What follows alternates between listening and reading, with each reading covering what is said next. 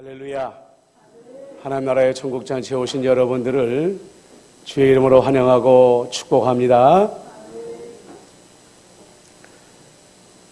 사탄이란 말은 왠지 듣기만 해도 오싹합니다. 우리가 아무리 예수님을 잘 믿는다고 해도 사탄에게 가까이 가라, 사탄에게 가까이 가서 살아라, 이런 말을 듣고 좋아라 할 사람은 아마 아무도 없을 것입니다. 그런데 버가모 교회는 하필이면 사탄의 권좌, 그러니까 사탄의 왕좌가 있는 곳에 세워졌다고 말합니다. 성경이 말하는 사탄의 왕좌가 무엇을 말할까? 여러 가지 주장이 있지만 가장 근거가 있는 것은 황제 숭배 사상을 말하는 것입니다. 교회가 로마 제국에 핍박을 받기 시작한 이유가 황제 숭배 사상에 있습니다. 로마 제국은 어느 나라를 점령해도 그 나라의 종교의 자유를 허락해 주었습니다. 그러나 단 조건이 있었습니다.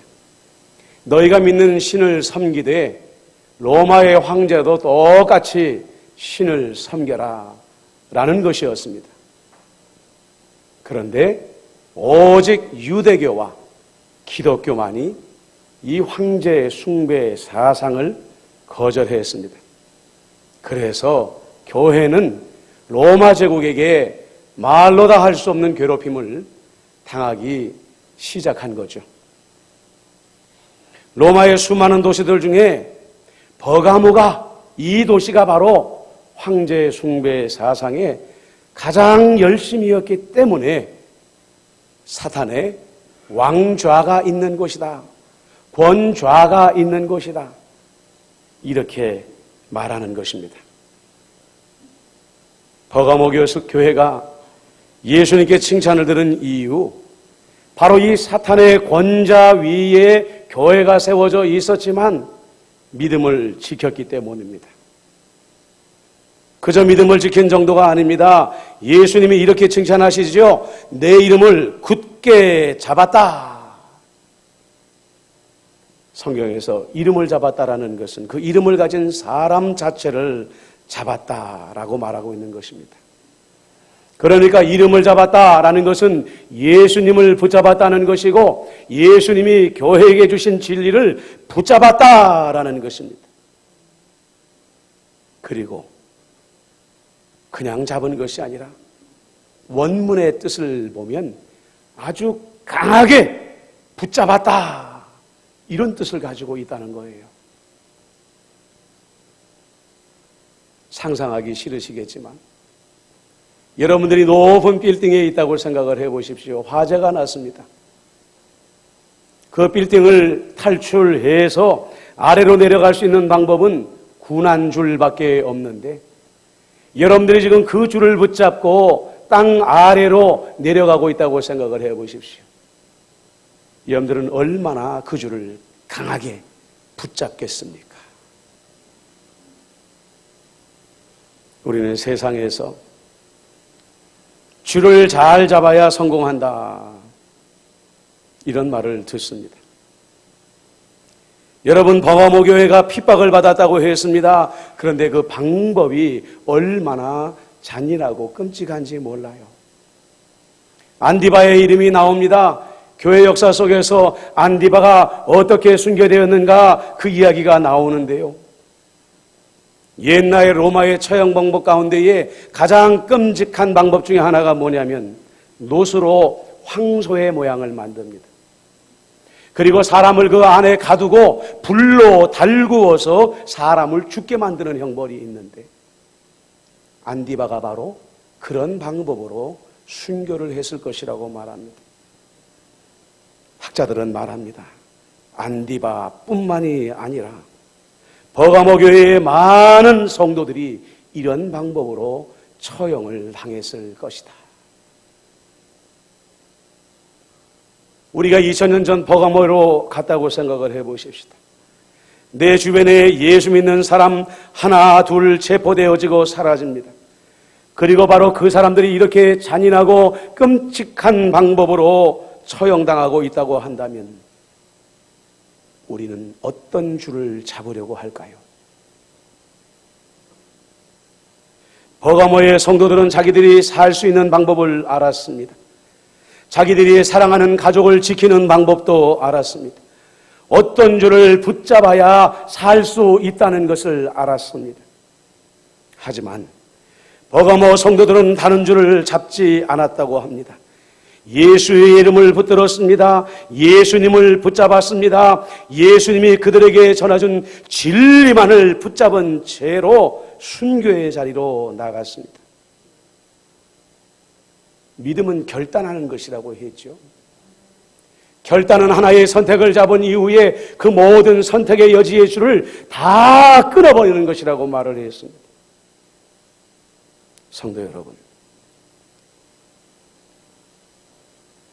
우리가 구원 얻기를 원한다고 한다면 오직 예수의 이름을 붙잡고 예수님을 붙잡고 예수님이라는 구원의 줄을 붙잡아야 마침내 구원에 이르게 될 줄을 믿습니다. 자, 구원의 줄을 강하게 붙드는 것이 어떤 의미일까? 이른바 진보진영의 대표적인 학자 중에 요즘 가장 유명한 사람이 진중권이라는 분일 것입니다. 지금은 스스로 진보진영이라고 말하는 사람들과 가장 치열하게 논쟁하는 사람입니다. 그런데 이분이 이 시대를 진단하며 사용한 단어가 있습니다. 포스트 트루스. 아마 방송에서, 언론에서 많이 들어보셨을 것입니다. 물론 이분이 먼저 사용한 단어가 아닙니다. 하버드대와 보스턴 대학에서 철학을 가르치는 리 맥킨타이어라는 학자가 가장 먼저 사용했다고 말합니다. 포스트 트루스. 그대로 번역하면 후기 진리 시대 정도 되겠죠. 그러니까 어떤 정보가 있을 때에 합리적인 어떤 근거보다 감정에 의해서 옳고 그름을 판단하는 시대다, 이렇게 말합니다. 진리 중요하지 않고 진리를, 팩트를 무시하는 시대라는 말이죠. 한 공직자의 가정이 온갖 편법과 불법을 행했다고 하는데 내가 지지하니까 그 사람은 잘못되지 않았다, 옳다고 부르짖는 세상. 재판의 과정이 진행되어지고 있는데 그를 지지하는 사람들이 거리에 모여서 이미 무죄로 결정하고 선포하는 세상. 그런 세상이 바로 포스트 트루스 시대라는 것입니다. 다른 의미에서 오늘날 많은 예수 믿는 사람들도 포스트 트루스의 세상에 살아가고 있습니다. 자기 소견에 옳은 대로 하나님을 믿는 사사기 시대를 살아가고 있다는 말입니다. 한번 우리의 믿음을 점검해 보십시다. 우리는 오늘날 버가모 교회처럼 핍박의 세상에 살아가지 않습니다. 하지만 우리는 또 다른 모양의 황제 숭배 사상의 시대에 살아가고 있지 않습니까? 우리가 살아가는 대한민국의 서울이야말로 버가모와 같이 사단의 권좌가 있는 곳은 아니겠냐는 말이죠. 물론 우리는 이 시대에 존재하지도 않는 로마의 황제를 숭배하는 것은 아닙니다. 하지만 이 시대의 대한민국의 대부분의 사람들은 출세와 성공이라는 이름의 황제를 숭배하며 살아갑니다. 예수님은 너희 보화를 이 땅에 쌓아두지 말고 하늘에 쌓아두라. 너희들의 영원한 가치를 땅에 두지 말고 하늘에 두어라 라고 말씀하시는데 말입니다. 교회에 다니는 사람들조차도 어떻게 해서든지 간에 출세와 성공이라는 이름의 황제를 붙잡기 위해 애쓰고 노력하며 살아가고 있는 세상입니다. 여러분, 나는 이 시대에 얼마나 예수님을 강하게 붙잡고 있을까요? 예수님이 아니면 안 됩니다. 이 주를 놓치면 나는 죽습니다. 라는 절박감이 정말로 여러분들 마음속에 있습니까? 너무 느슨하게 붙잡고 있는 것은 아닐까요? 아니면 아예 놓아버리고서도 그런 사실조차 잊어버리고 살아가고 있는 나는 아닐까요? 포스트 트루스 시대가 진리를 놓아버리고 감정을 붙잡는 시대라고 했는데, 예수님께서 주신 진리를 놓아버리고 나 스스로에 대한 연민의 감정에 빠져버려서 스스로 줄을 놓아버렸다고 한다면, 여러분, 그것은 바로 유일하게 우리에게 허락하여 주신 구원의 줄을 내가 스스로 놓아버린 것과 똑같은 일이라는 것을 우리가 알아야 된다는 거예요.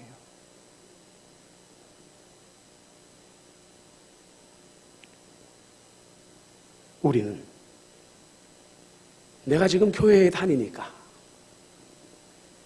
가난한 성도도 아니고 나는 지금 예배를 드리고 있으니까 내 구원은 너무나도 당연한 것 아닌가, 천국은 이미 확보된 것 아닌가, 우리에게 그렇게 생각할 때가 많습니다. 여러분, 두려운 말씀입니다. 오늘에서 예배하는 우리 모두는 미래 천국에서 정말 다 만날 수 있을 것일까요? 정말 그럴까요? 예수님께서 오늘 법궤를 마치셨습니다. 많은 사람들이 순교당하는 자리에서도 너는 나를 붙잡고 있구나, 예수님은 칭찬하셨습니다. 그런데 예수님의 너가 갑자기 돌아갑니다. 회개하라. 그러지 아니하면 내가 내게 속히 가서 내 입의 검으로 그들과 싸우라. 여러분, 이 그들은 교회 박사님이 아니에요. 교회 안에 있는 하나님.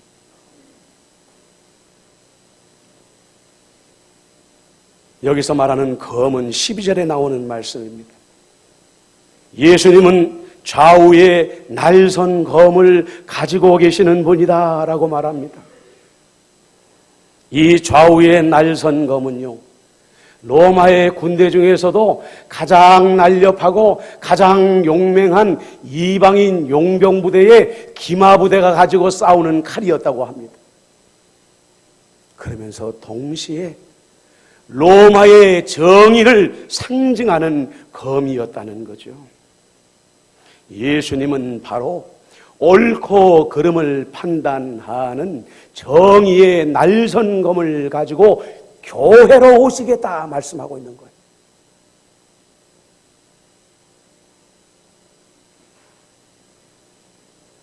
왜 이렇게 많은 핍박 속에서도 예수님을 강하게 붙들고 있는 사람들과 예수님은 싸우시겠다고 말씀하시는 걸까요? 물론 예수님께서 버가모 교회의 모든 성도들과 싸우겠다 말씀하시는 것 아닙니다. 믿음을 굳게 붙잡고 예수만 붙잡고 있는 이들 앞에 좌우의 날선검을 가지고 오겠다 말씀하시는 것 당연히 아니지요. 오늘 교회에서 성경에서 예수님은 교회의 성도들 가운데에 발람의 교훈을 따르는 사람들, 니골라당의 교훈을 따르는 사람들과 좌우의 날선검을 가지고 싸우시겠다 말씀하고 계십니다. 발람은 이스라엘 사람들을 우상을 숭배하도록 유혹한 사람입니다. 니골라당은 예수님을 믿는 사람들은 이미 그 영혼이 구원을 받았으니까 삶은 어떻게 되어도 괜찮다, 세상의 쾌락을 마음껏 즐기고 살아도 구원받을 수 있다라고 말하는 영지주의자들 중에 일부라고 말을 합니다.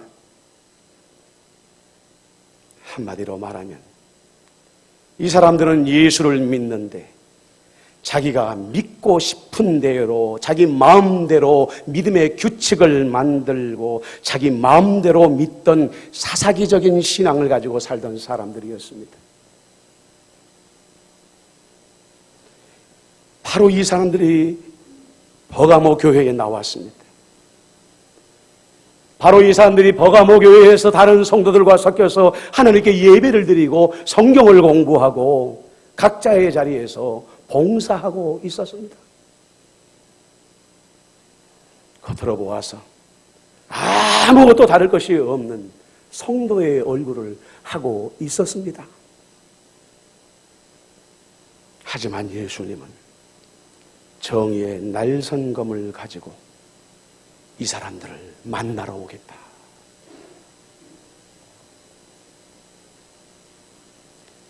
이런 말씀을 전하면 우리는 흔히 나와는 상관없는 이야기야, 누군가 다른 사람이 들어야 될 이야기야 라고 생각하고 귀를 닫아버리는 경우가 많습니다. 하지만 여러분, 예외 없이 지금 이 말씀이 내게 주시는 말씀이다, 내게 주시는 말씀이다 생각하시면서 한번 들어보십시오. 우리는 과연 우상 숭배에서 정말 자유로운 사람인가? 나는 정말 황제의 숭배의 사상에서 자유로운 사람인가? 사사기적인 신앙에서 나는 자유로운 사람인가? 한번 생각해 보자는 거예요.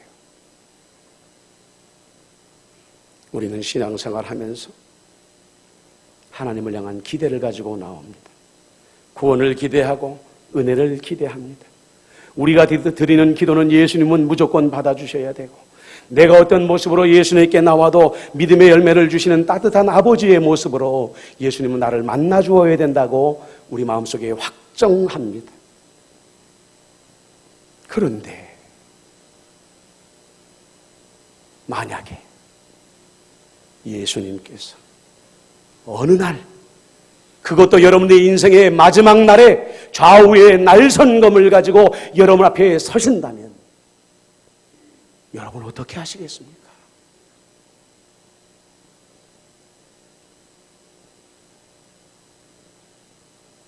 성경에 그런 일을 경험한 사람이 나옵니다. 다른 사람이 아닙니다. 이스라엘 민족의 위대한 지도자였던 모세가 바로 그런 사람이었습니다. 하나님은 모세를 불러내셨습니다. 이스라엘을 구원하라는 사명을 주셨습니다. 그러나 그럼에도 불구하고 갑자기 나타나서 모세를 죽이겠다고 말씀하십니다. 왜요? 모세가 할례를 받지 않았다는 그 이유 한 가지만으로도 내가 너의 목숨을 가져가겠다 말씀하시는 분이 바로 하나님이시라는 거예요.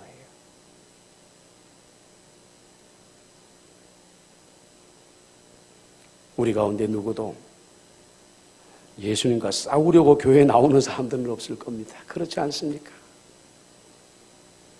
하지만 우리는 우리 스스로 깨닫지 못한 채로 예수님과 싸우려고 하는 어리석은 때가 얼마나 많은지 몰라요.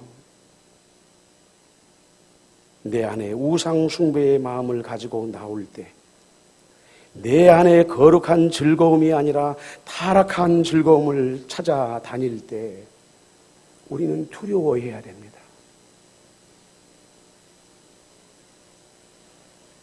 예수님의 뜻도 물어보지 아니하고 예수님의 음성도 듣지 않고 내가 하나님이 되어서 내 마음대로 판단하고 내 마음대로 결정하여서 내가 내 마음속에 우상이 되어졌을 때에 두려워하셔야 됩니다. 우상 숭배가 대단한 게 아니에요. 내가 하나님이 되는 자리가, 그 자리가 우상 숭배의 자리인 것입니다.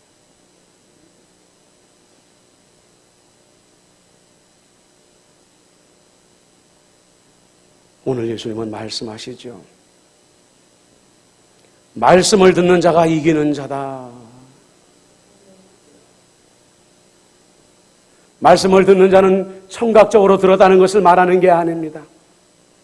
귀로 듣는 자가 아니라 마음으로 예수님의 말씀을 듣는 자입니다. 작은 일 하나부터 큰 일에 이르기까지 내 가정사를, 교회의 대소사를, 나라의 대소사를 오직 예수님께 묻고 주님의 음성을 들을 때까지 기다리고 그 음성을 마음으로 듣고 나서야 움직이는 사람, 내 고집대로 움직이는 것이 아니라 말씀대로만 순종하는 사람, 그 사람이 예수님의 말씀을 듣는 자고 그 사람이 이기는 자라고 말씀하고 있는 거예요.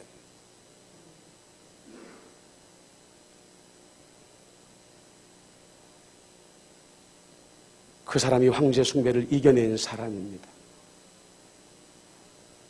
그 사람이 바로 우상 숭배를 이겨낸 유일한 이긴 자라는 거예요. 예수님 말씀하십니다.